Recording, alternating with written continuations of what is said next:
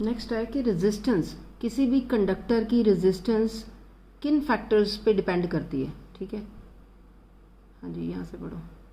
We observe that the resistance of the conductor depends on its length, on its area of cross section and on nature of its material. हाँ, तो ये तीन चीज़ों पे किसी भी कंडक्टर की रेजिस्टेंस तीन चीज़ों पे डिपेंड करती है। पहली उसकी लेंथ, ठीक है।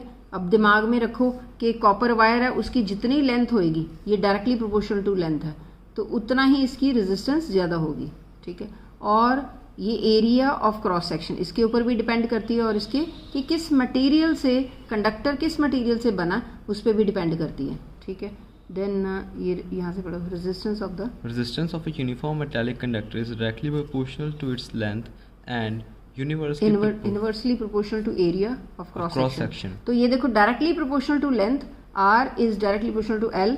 ठीक है, R is inversely proportional to 1/a। 1/a क्या है? Area of cross section.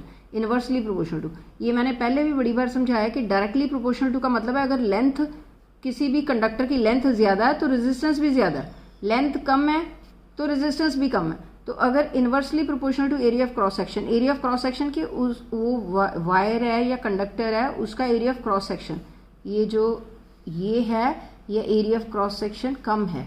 ठीक है, तो इस पे क्या डिपेंड करता है? Resistance inversely proportional to. अब इस केस में क्या होगा? एरिया ऑफ क्रॉस सेक्शन ज्यादा है तो रेजिस्टेंस क्या होगी? कम।